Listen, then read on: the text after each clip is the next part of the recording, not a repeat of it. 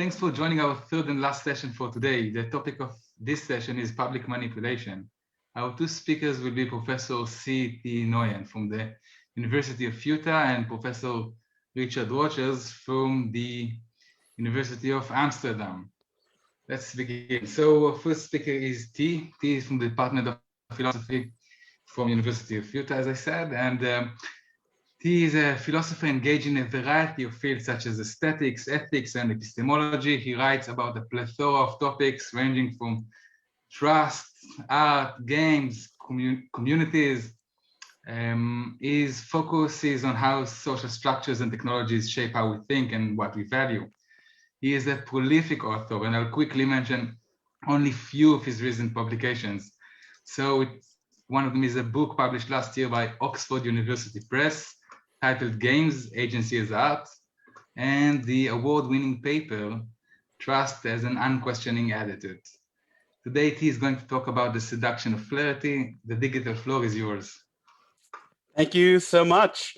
This is very strange. I realize, at the last session of the conference is when my body is trained to start craving the beer or the cocktail that we're all about to go to together. But of course we can't. And instead, after this, I'm going to go grade in my lonely basement room. So I feel like it's like profound pleasure denied. We can have after the session ends, we can have if anybody wants to stay, we can have a beer together. Bring your own beer. It'll be 11 a.m. here. I have a full day of grading. I can't. Okay. Can you see the slides? Can you see the slides on my face? Yes. Good. All right. Hello, everyone. Welcome. Thank you very much for having me. It's great to be in, another country for a moment. I want to give you a talk about the seductions of clarity, but I'm going to give you a little background first, because this fits into a broader project and a lot of other work I've been doing.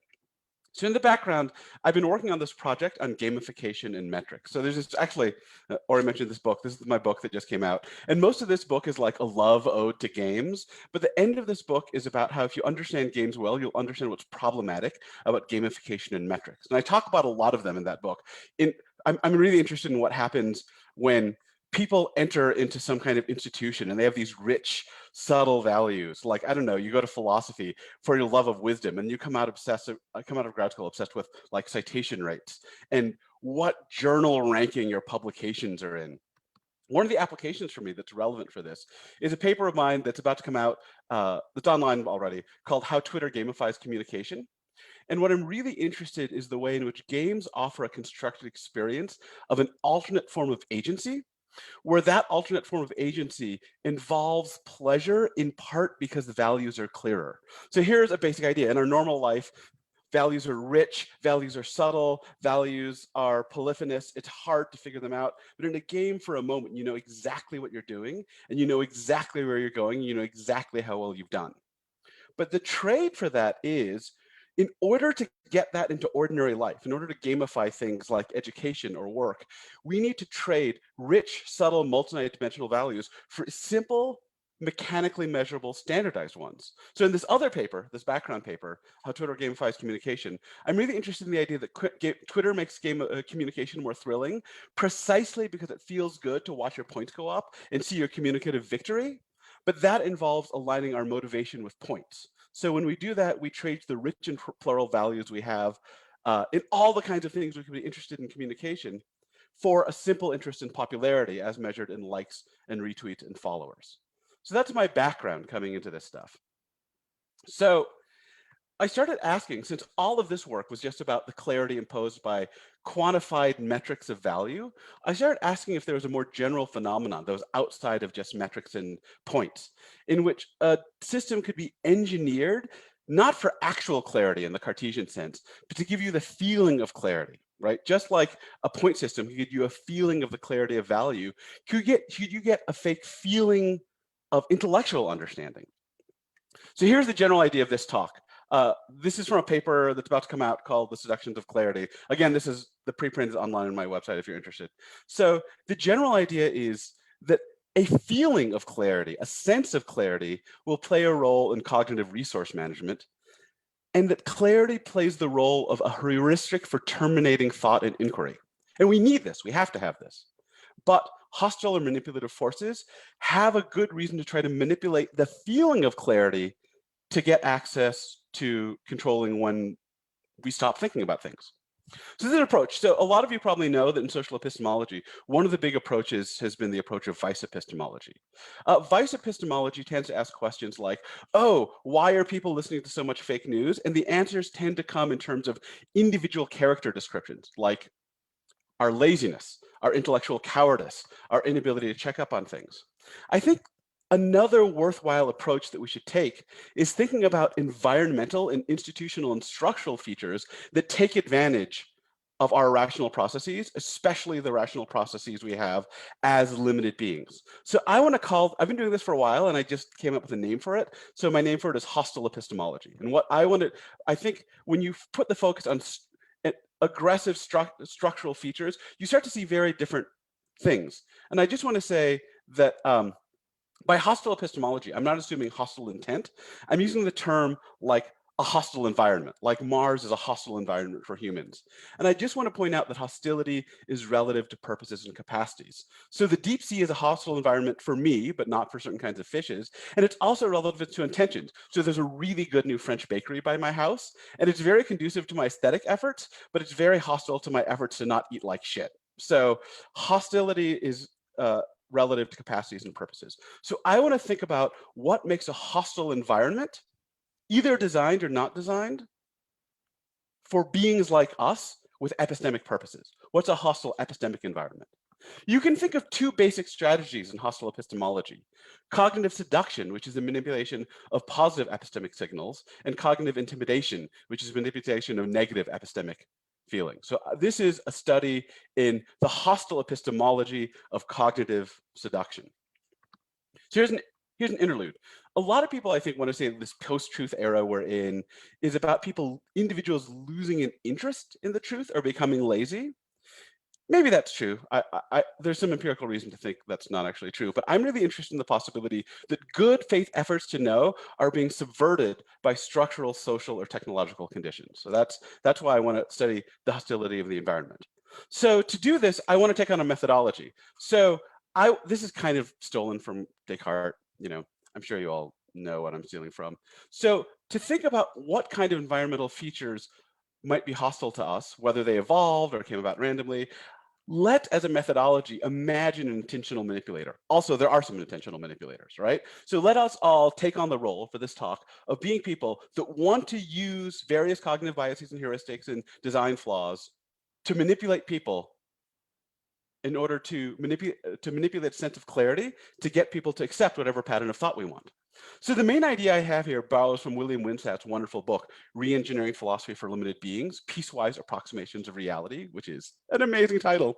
And in this book, he says, one of the most important things we need to think about for non-ideal epistemic theory is that we're limited cognitive beings, and we constantly need to manage our cognitive resources. We've heard this already from the first talk from today, right? There's so much information, we have like this much time. So how do we do it?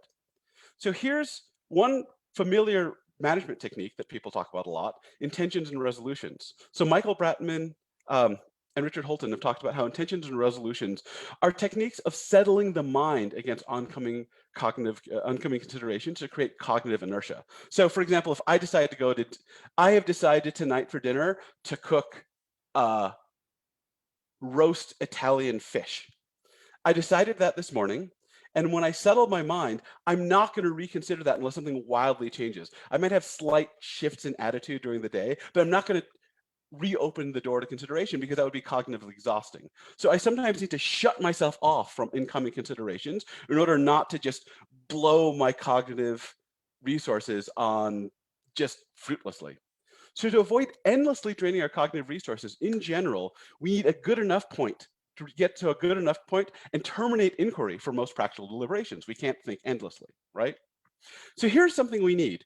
We need to know when to end an epistemic investigation and to stop thinking, right? As a cognitive resource limitation tool, we can't take every line of inquiry to a solid conclusion because there are too many lines of inquiry. So we need a heuristic to estimate when we've thought enough, right? If we actually had to know that we thought enough and be able to prove it, then we would waste our time and be like how philosophers actually are in the ordinary world, which is unable to do anything because we're, can't terminate our inquiries. Interestingly, very little has been written about the need for a cognition terminating heuristic. The only paper on this is this excellent paper from Justin Dahlman called "When Obstinacy is a Better Cognitive Policy." And his view is that the right view is a Q-theoretic theory of resource management, which means that we heuristically estimate for every inquiry what's important and what's not important, and we just go from the top of the queue down. Which means if you assign something a sufficiently low priority, it will disappear forever. As anyone with an email inbox should know, right? Anything that's sufficiently low in priority is just gone, and you will probably never think about it again. So here's a proposal. So what I've said before so far about the need for a cognition inquiry terminating heuristic, I take that to be a kind of philosophical argument that we need such a thing. Now I'm going to propose the particular heuristic that I think we use. And I just want to be really clear. This is an empirical claim. This is a non-necessary claim about a heuristic that people actually use. And I think I have some evidence for this from sociology and anthropology that I'll talk about in a little bit, but there's no direct psychological evidence for this. I know there are psychologists in this room. I would love if someone tested this damn empirical claim. I can't. I'm just a philosopher. I don't know how to test things. So here's the claim. We use a sense of confusion as a heuristic for continuing investigation, and we use a sense of clarity, a feeling of clarity, as a heuristic for ending investigations. When things feel clear to us, we stop thinking about them. So by clarity in the sense of clarity here, I don't mean actual understanding. I mean the internal experiential phenomena associated with understanding, the feeling of understanding. So here's the big worry. If the feeling of clarity is a thought-terminating heuristic, then it's a serious cognitive vulnerability. So if someone can package a system of beliefs with this thought-terminating signal, then they can get us to accept it and not inquire into it. So this would be incredibly powerful to be able to manipulate if you wanted to manipulate people's epistemic beliefs. One way to think about it is it's kind of it's an attention manipulation device. So if we could figure out how to manipulate this feeling of clarity with the terminate thoughts, it could serve as something like a cognitive invisibility cloak, right? People would feel, oh, that's done. I don't need to look there anymore. There's actually, what I'm thinking about here is the ways in which, actual real world techniques for invisibility. So if you've read John le Carré on spies, it's really interesting. John le Carré's spy novels are really fascinating, partially because he was actually a spy. He wasn't like Ian Fleming and just like making up crap. He'd served in British intelligence. And his comment is always that what makes someone a good spy is not being dashing or adventurous, but they're too boring and normal looking to pay attention to. Your attention just glides over them. If you study stage magicians, they use similar techniques. So if I am a stage musician and I want to do a manipulation, what I learn to do is send a sense of interestingness and excitement to this hand, which isn't really doing anything, and send a sense of boringness and not worth thinkingness to this hand. So everyone looks up at this hand, and this hand is doing the real work. So my suggestion is that the thought terminating heuristic this analogy could function something like the magician's ability to manipulate a sense of boringness and not worth lookingness. So this might seem like common sense. Of course, people like oversimplifications, but this picture, unlike other pictures, doesn't place the primary blame in the brute irrationality of the epistemic agent. The view is that all limited beings do need an inquiry terminating heuristic. And if someone, that's a necessary part of our rationality. And if someone learned to take advantage of that, that would be hostile epistemology. That would be an advantage taking of a genuine vulnerability that all cognitively limited beings have to have. So I think there's a little test. We actually already heard about this. We know there's this thing called processing fluency, where the more familiar something is, the more likely you're to accept it. And we know this can be gamed to the familiarity of slogans. And we also know that we typically try to evolve better heuristics in the face of gaming. Once we know that people are out there trying to game our sense of familiarity, we start to resist slogans that seem too familiar, right? So that's a little microcosm. So here's the next question. Let's be the epistemic manipulators again. How do we create an exaggerated feeling of understanding? Here's a first pass. Alison Gopnik, the psychologist, in a paper called Explanations Orgasm, suggested that there's a phenomenal feeling to suddenly grasping an explanation, a pleasurable moment of aha. But that's just one moment in the life cycle of understanding. How do we simulate the whole feeling of the whole pathway of understanding? So to understand this, I want to suggest we look at what understanding really is. And if we can think about what it really is, we'll know how to fake it. So there's a really good literature right now, mostly from philosophy of science and philosophy of education, on what the nature of understanding is. So the general view is that epistemology has been focused on knowledge of singular propositions. But the thing that what we really want is understanding, where understanding is something holistic. It's a grasping of a system. So the standard view from the philosophers who work on understanding is that what makes understanding is that it's grasping a structure, not just its modes, and it involves having some kind of internal model, right? So a lot of the philosophers talk about there being a phenomena of coming to understand. Like Catherine Elgin says that when you come to understand, your systems of categories shift to accommodate new information. Kvanvig says understanding is grasping a coherence relationship and seeing how things fit together. So let's call these phenomenon cognitive epiphany. Then there's the phenomenon of having an understanding. Kvanvig describes it this way.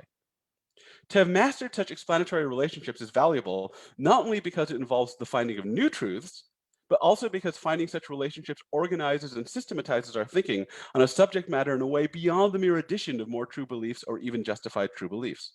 Such organization is pragmatically useful because it allows us to reason from one bit of information to another related information that is useful as a basis for action, where unorganized thinking provides no such basis for inference.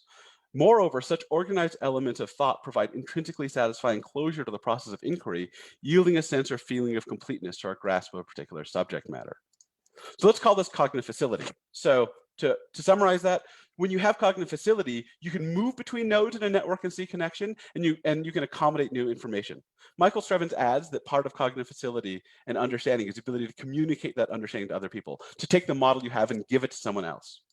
So let's be hostile epistemic manipulators.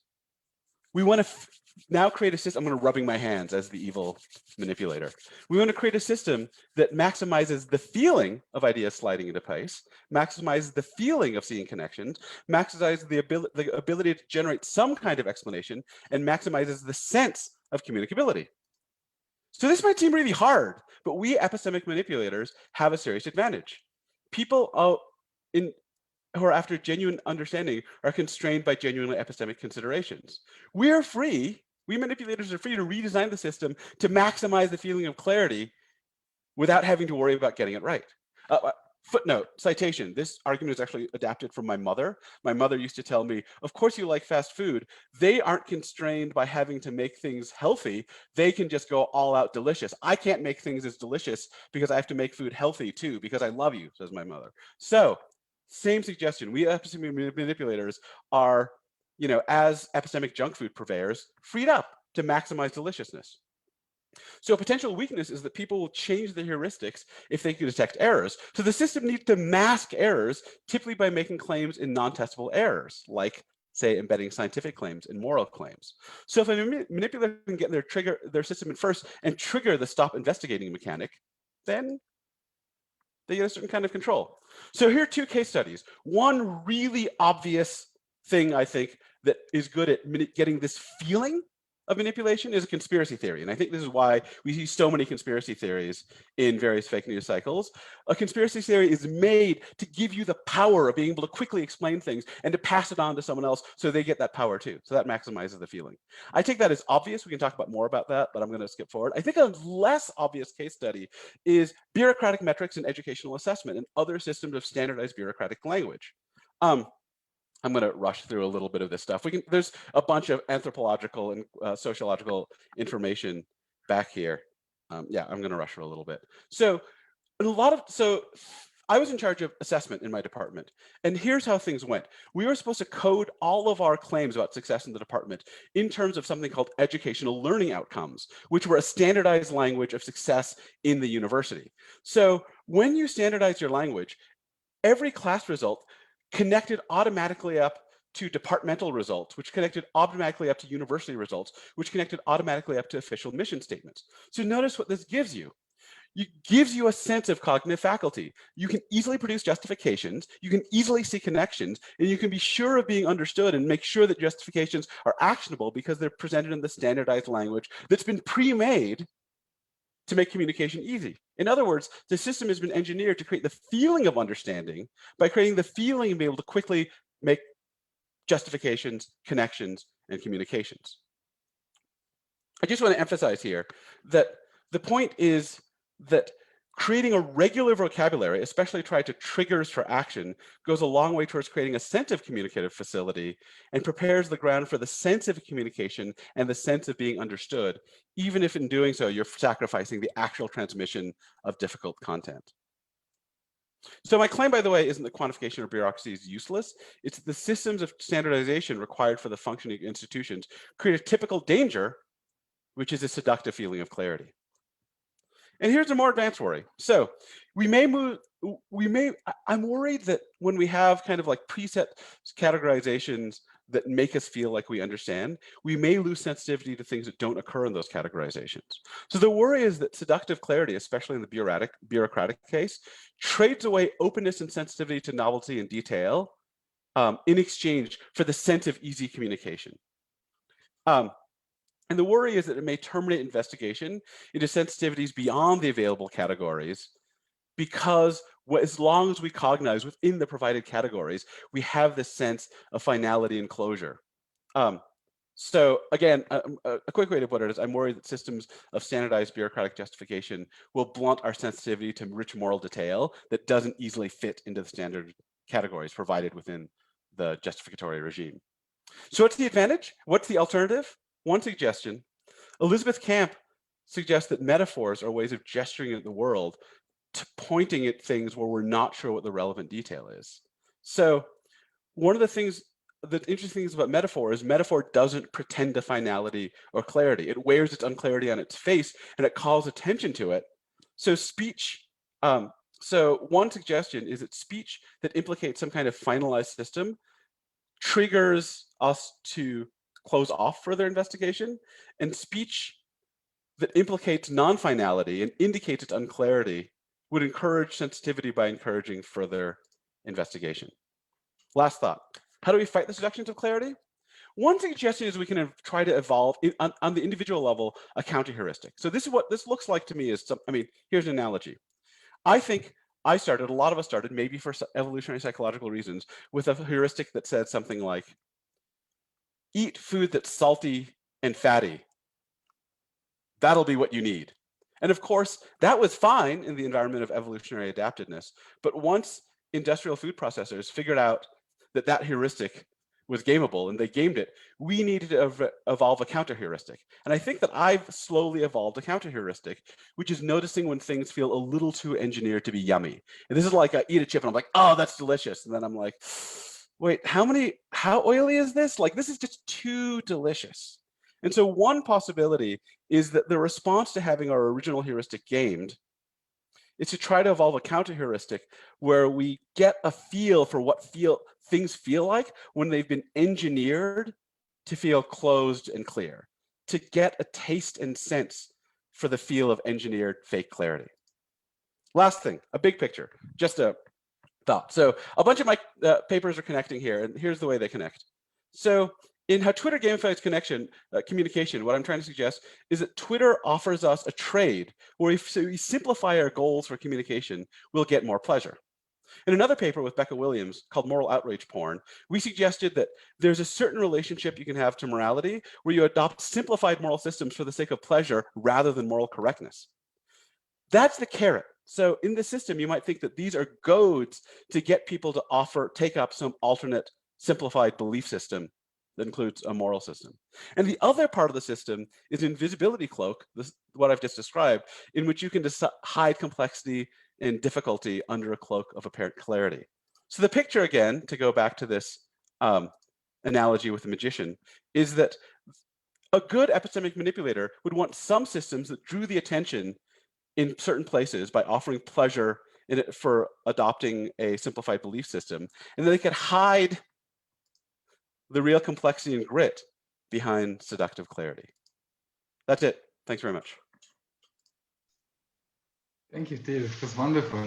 So if you have questions, please raise your hand. Okay, so good to see some familiar faces here.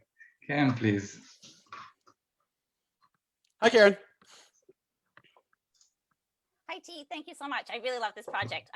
So as you were talking, I was thinking how you might account for QAnon with this, because on the one hand, obviously the QAnon conspiracy is an incredibly simple, kind of clear conspiracy that is very unifying in a lot of ways. But Right. Q's posts are actually incredibly unclear. And as I was thinking about it, I was thinking that the actual posts have a different kind of seduction, which I think might be really useful to think about with sort of participatory social media, which is, on the one hand, you get this incredibly unclear deliverance, right? These posts are just kind of dumped on you. But because it's part of this participatory environment and community where people come together, right? These bakers, right, who try to figure out, it's sort of like an invitation to create something super yummy and tasty. And so I was kind of curious about what you thought about the manipulators as both manipulating through the use of clarity, but also tantalizing unclarity, that it invites you to participate in making things clear. Exactly. I think this is actually part of the picture I have. So I got scooped on an idea I was working on in the Philosopher's Pace. I saw a post about how QAnon was a game. I was like, that's what I was going to say. So part of my background picture in the games book is that in ordinary life, a lot of our efforts are either the projects we take on are so vast that they're frustrating, or they're so small. I'm talking about grading. They're like really boring. And what games do is, it's not like they make things easy. They make things right size for our practical effort. They give us goals that we can achieve. They're not boring, but they're the kinds of things we can make progress towards. So a puzzle game like Portal they're hard, but they're the kind of thing that you can solve. They're just at the edge. I think QAnon feels like that. It's an engineered system that has just enough, where the mysteries are just powerful, just the right size, and the tools just the right size, that you can constantly make progress. And one of the interesting things for me is that a lot of people want to say, like, oh, people that are into conspiracy theories aren't thinking. If you actually spend time on the QAnon parts of the web, which I do, and it's depressing, what you see is an enormous amount of activity. Like, I can explain this, I can explain this, I can explain this, I can explain that. And that's the thing that I'm trying to model here, that it's this powerful sense. One of the really interesting things I see over and over again when you look at empirical work with people that are into conspiracy theories is how many times people say something like, I felt empowered when I became, right? And I think there's this relationship we can have with science where we feel very disempowered. And then you're like, oh my God, now I can explain everything. It's in my head. I get it. It's the size. And things become clear with a human amount of effort. All right, so we have time for one more question. Quill Kukla, please. Hi. Hey, T, how's it going? My question is actually really similar to Karen's. I almost feel bad asking it after that. But so as you were talking, I was thinking how this could be seen as a condemnation of the style of analytic philosophy, right? But then it seems to me that there's a flip side to that, which is another trap, which is that if something is put in a way that is very, very jargony and obscurantist, we work to make sense of it, and as soon as we make a tiny little bit of sense of it, we get any kind of meaning out of it, then we feel like we can stop and we're done, right? Like we have that triumph of clarity from just this little tiny bit of meaning. And so work that is written in this very obscure way, I think, also stops thought in a different sense, because it sets up a puzzle which stops very quickly. Like as soon as we decode any of it, then we feel like we've got the clarity thing. And so that leaves me just unsure how to write. Like if you write too clearly, then you are stopping thought. And if you write unclearly, then you're stopping thought. So how do we write in the face of this? It's really my question, right? The first thing I should say is, from the published version of this paper, I did at the last moment delete a footnote in which I tried to show that this also applied to like trolley problem epicycles, and that, right, And I do have the sense that there's a half of this that's missing. And actually following this down, I think the vice of analytic philosophy is something like this. And that suggests that there's the opposite vice. So the unwritten pair for this paper should be the seductions of mysticism, or the seductions of obscurantism, right? And that we need both of those for a full picture. Exactly. So how do we write? I think about this all the time, like writing like public philosophy stuff. And one thing I can think is, so I don't know how to solve this problem on the mystical obscurantist tendency. When in my own internal sense, what this is if you write 1,000-word op-ed and at the end, it seems like everything has been clarified and you can explain everything, right? I feel like the goal as like public writers should be to take people to a place of confusion, to like clarify and then confuse. I mean, this is how you can structure a philosophy. You can be like, here, you can always have something like, here's an idea, it sort of clarifies things, but then it leads you to the door of this greater confusion, right? So that's a personal that's the best I have. Okay, I have more, but I don't want to keep going. I encourage you, please, to write your questions in the chat, please, all of you. And I think we have time for one more quick question and quick answer, please. And Boaz, please. I'll waive my right, give it to someone else. Okay. So Giacomo, I hope I pronounced your name right. It's Giacomo, but it's fine. It's a difficult name. So first of all, thank you for the presentation. It was really, really interesting. My question is actually pretty small, I would say, because at the beginning you make a distinction between hostile and vice epistemology, right? But like there are a few people very recently, like there is a paper from Joshua Skorburg, who basically argues that we technically tend to assume that virtues are something that belong to a subject as inner properties. But at the end of the day, when we see where are the virtues, they are developed in a social environment. So aren't you making a risk of making a false dilemma where actually it is true that you shouldn't see virtues as you know, properties or problems of an individual, but something that are developed in an ecological situation, and that would be very important in the case of social media, for instance. I mean, I think of things as hostile or vice epistemology is basically a frame. So you can open up and socialize vice epistemology. There are two ways to do it. One is to think about it relationally and think about how the virtues, which are held in individuals, are developed in social relationships. And the other is to think about collective virtues and vices. Even in those cases, I think you're still attributing, the core approach attributes responsibility to something human, whether it's a person or a group, and their actions. And my worry, the suggestion is, if you think about that you can get a different kind of progress by taking as your focus environmental features, and attributing the responsibility of the environmental features. And those may be attributable to individuals, but I think that my suspicion with a lot of the online stuff is it's emergent and evolving and not attributable to any particular design. But that's something to talk about another day. Yeah, thank you. All right, so thank you all for the questions, and Thi, thank you so much for the talk.